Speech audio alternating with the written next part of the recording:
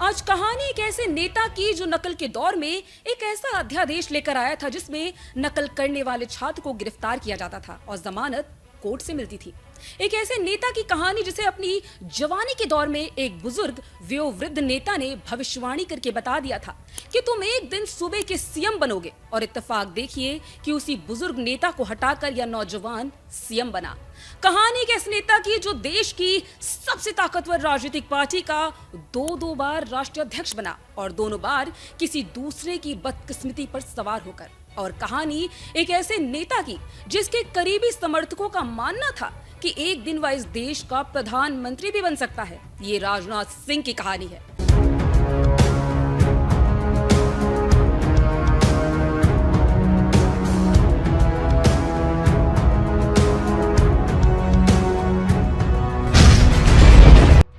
नमस्कार, आपका स्वागत है दिल्ली लोकसभा की खास पेशकश सियासी किस्सा में। मैं हूं आपके साथ सुनीता।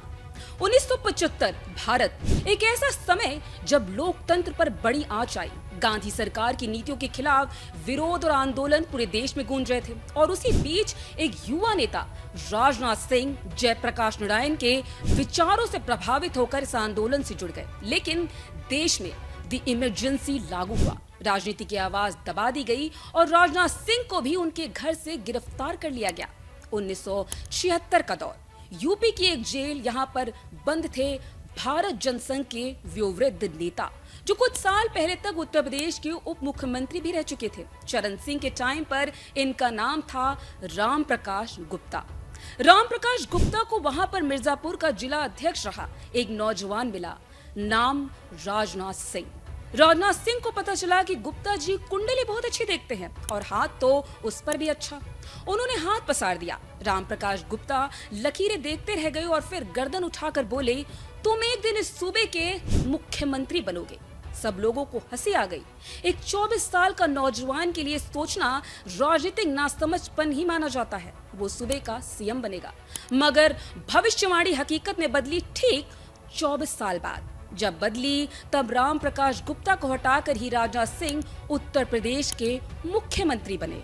राजनाथ सिंह का जन्म 10 जुलाई 1951 को उत्तर प्रदेश के चंदौली में हुआ था। एक साधारण किसान परिवार में जन्मे राजनाथ सिंह ने बचपन में ही संघर्ष का सामना किया। खेतों में काम करना, सीमित संसाधनों में पढ़ाई करना, ये उनकी जिंदगी का हिस्सा था। जहां से शुरू हुआ एक सफर संघर्षों के बीच, ना कोई बड़ी पहचान, ना कोई राजनीतिक बैकग्राउंड, लेकिन हाँ, एक सपना था। उन्होंने अपने राजनीतिक जीवन की शुरुआत छात्र राजनीति से की, जहां वे अखिल भारतीय विद्यार्थी परिषद यानी ABVP के साथ जुड़े। बहुत कम लोग जानते हैं कि राजनीति में आने से पहले वे फिजिक्स के लेक्चरर थे। उनका सपना था छात्रों को पढ़ाना, छात्रों का भविष्य बनाना। वो सिखाते थे, लेकिन किस्मत ने उनके लिए कुछ और ही लिखा था। देश और समाज के लिए कुछ बड़ा करने की चाह उन्हें राजनीति की ओर ले आई। राजनाथ सिंह की विधायकी का किस्सा भी दिलचस्प है। 1993 में शिक्षा मंत्री रहते हुए वह चुनाव लड़े तो लखनऊ के पास ही मोहना सीट से हार गए। ये उनके लिए बड़े झटके की तरह था, लेकिन उन्होंने इसका अपने ढंग से बदला साल 2000 में लिया। जब राजनाथ सिंह यूपी में सीएम बनकर पहुंचे तो उनके लिए MLA की सीट खाली की एक कांग्रेस के सिटिंग विधायक ने। इस विधायक का नाम था पुत्तू अवस्थी। विधानसभा की सीट थी, हैदरगढ़ सीट खाली हुई। कांग्रेस के हलकों में सन्नाटा खिंच गया। राजनाथ सिंह वहां से चुनाव लड़े और विधायक बनकर आए। ये वो दौर था जब कल्याण सिंह की बीजेपी से दुश्मनी हो गई थी। कहने वाले यहाँ तक कहते हैं कि कल्याण सिंह अटल बिहारी वाजपेयी से इतना नाराज थे कि उन्होंने अपनी निजी बैठकों में ऐलान कर दिया था कि अटल जी जब MP बनेंगे तभी PM बनेंगे। ना राजनीतिक कहा सुनी है, कोई इसका आधार नहीं, लेकिन सच्चाई ये है कि अटल सत्ता में लौटे। यूपी में बीजेपी की सीटें घटने के बावजूद और उसके बाद कल्याण सिंह को सत्ता गंवानी पड़ी, और तब सत्ता सौंप दी गई राम प्रकाश गुप्ता को, जिन्हें इस बात की जानकारी भी नहीं थी कि वो अब सत्ता के इस ऊंचे पायदान पर पहुंच सकते हैं। वो उस वक्त तक रक्षा मंत्री थे और लगभग रिटायरमेंट की एज में जी रहे थे, और फिर 11 महीने के बाद राम प्रकाश गुप्ता को हटाकर राजनाथ सिंह, जी हाँ, वो नौजवान लड़का जो उनके साथ मिर्जापुर की जेल में बंद था, उत्तर प्रदेश का सीएम बना। दूसरा किस्सा, जिसके लिए आपको और बरस पीछे लौटना पड़ेगा। किरदार अभी भी दो हैं, कल्याण सिंह और राजनाथ सिंह। 1991 में राम लहर पर सवार होकर कल्याण सिंह की सरकार बनती है। इस सरकार में शिक्षा मंत्री बनते हैं राजनाथ सिंह और एक नकल अध्यादेश लेकर आते हैं। हालांकि उन्हें सलाह दी जाती है कि इस मधुमक्खी के छत्ते में हाथ न डालें। उन्हें समझाया गया कि यह मुद्दा बहुत संवेदनशील है, इससे छात्र और उनके माता पिता नाराज हो जाएंगे। उन्हें बताया गया यह व्यवस्था बहुत गहरी है और इसे बदलना असंभव है। लेकिन राजनाथ सिंह ने किसी की नहीं सुनी। उनके लिए सिर्फ एक प्रशासनिक समस्या नहीं थी, यह एक नैतिक लड़ाई थी। यह सत्य और असत्य, मेहनत और बेईमानी के बीच की लड़ाई थी। उन्होंने तय कर लिया था वे इस लड़ाई को लड़ेंगे, चाहे इसका अंजाम कुछ भी हो।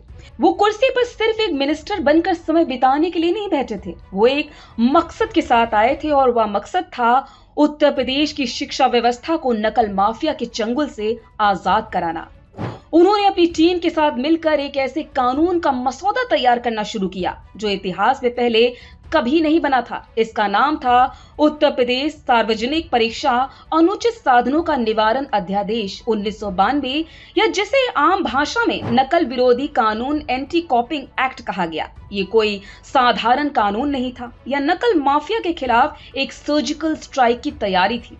इस कानून के प्रावधान इतने सख्त थे कि इसे पढ़ते ही बड़े बड़े अधिकारियों और नेताओं के पसीने छूट गए। इस कानून की सबसे बड़ी और सबसे क्रांतिकारी बात यह थी कि इसने नकल करने को कॉग्निजेबल और नॉन बेलेबल अपराध बना दिया था। इसका मतलब था अगर कोई छात्र नकल करते हुए पकड़ा जाता है तो पुलिस उसे बिना किसी वारंट के गिरफ्तार कर सकती थी और उसे कोर्ट से आसानी से जमानत भी नहीं मिलती। कानून में नकल करने वाले छात्रों के लिए जेल की सजा का भी प्रावधान था। इतना ही नहीं, जो लोग नकल कराने में मदद करते, चाहे वह शिक्षक हो, अभिभावक हो या कोई बाहरी व्यक्ति, उनके लिए भी कठोर सजा का प्रावधान किया गया था। कई मंत्रियों और नेताओं ने इसका पुरजोर विरोध किया। उनकी दलील थी कि ये कानून बहुत ज्यादा कठोर है या छात्रों के भविष्य के साथ खिलवाड़ है। एक गलती के लिए उन्हें अपराधी बना देना ठीक नहीं। उन्होंने राजनीतिक नुकसान की दुहाई दी। उन्होंने कहा इससे युवा वर्ग पार्टी से नाराज हो जाएगा और इसका खामियाजा चुनाव में भुगतना पड़ेगा।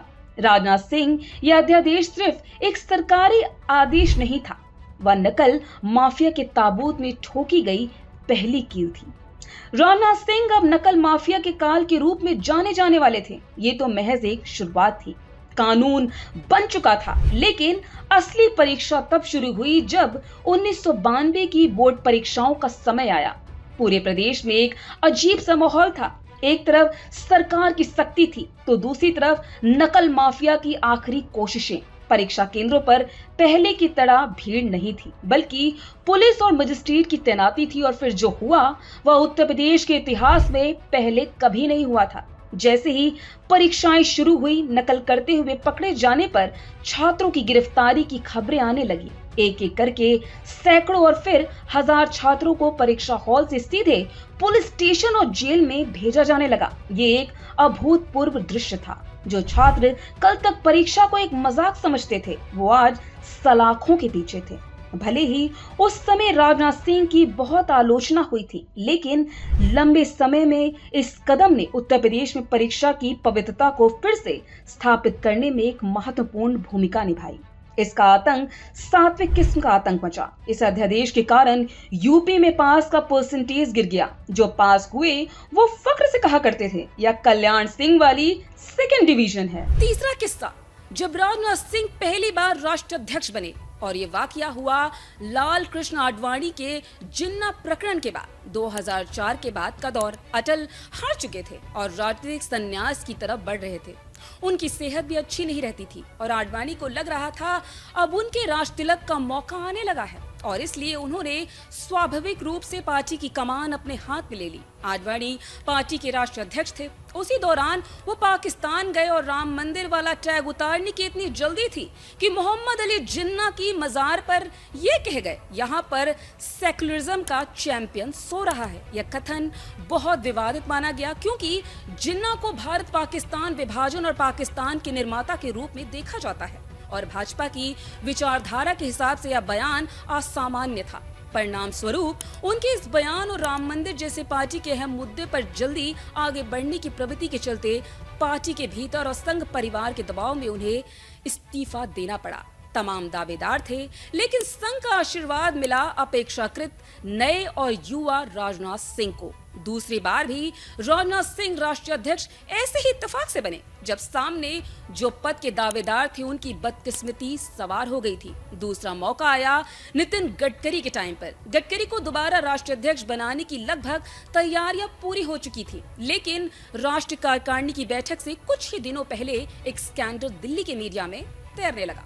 कहा गया कि गडकरी जिस पूर्ति ग्रुप से जुड़े हुए थे उसमें कुछ वित्तीय अनियमितताएं हैं। जांच हुई, अनियमितताएं नहीं पाई गई, लेकिन तब तक गडकरी का नाम कट चुका था और एक बार फिर संघ ने जिसका नाम आगे बढ़ाया वो राजनाथ सिंह थे। 2013-14 तक वो राष्ट्रीय अध्यक्ष के पद पर कायम रहे। फिर आया साल 2014, नई सरकार बनी। राजनाथ सिंह ने भारत के गृह मंत्री के रूप में कार्यभार संभाला। देश में आंतरिक सुरक्षा एक बड़ी चुनौती थी। आतंकवाद, नक्सलवाद, सीमा विवाद समस्याएं लगातार बढ़ रही थी। कई उच्च स्तरीय सुरक्षा बैठकों में अधिकारी परेशान थे, लेकिन राजनाथ सिंह शांत और स्पष्ट थे।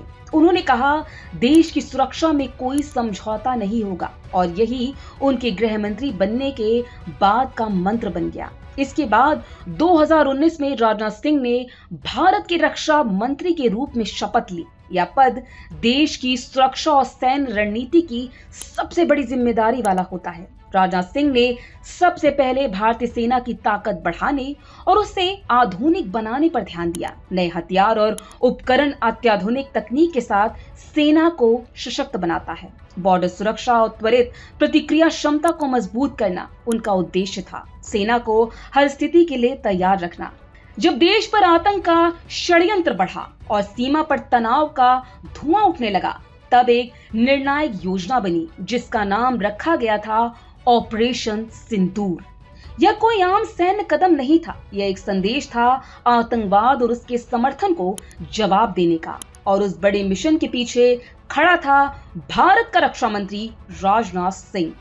राजनाथ सिंह ने ऑपरेशन के बारे में बताया कि यह मिशन देश की आत्मा और सुरक्षा का बचाव है। उन्होंने जोर देकर कहा कि भारतीय सेना ने इस अभियान में उत्कृष्ट कौशल और सटीकता दिखाई, जैसे एक कुशल सर्जन अपनी सर्जिकल छुरी से रोग को निशाना बनाता है। उन्होंने कहा कि लक्ष्य सिर्फ आतंकवाद का सफाया करना था, न कि आम जन को चोट पहुंचाना।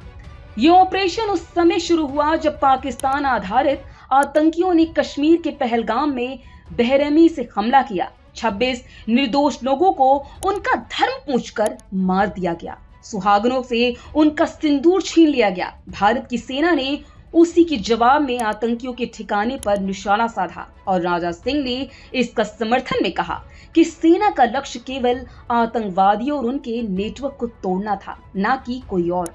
उन्होंने देश और दुनिया को ये भी स्पष्ट किया कि ऑपरेशन सिंदूर न केवल एक सैन्य अभियान है, बल्कि ये भारत की दृढ़ राजनीतिक इच्छा और सुरक्षा नीति का प्रतीक है। उनके शब्दों में कहा जाए तो हम तनाव को बढ़ाना नहीं चाहते, लेकिन जो भी देश की अखंडता पर हमला करेगा उसे जवाब जरूर मिलेगा।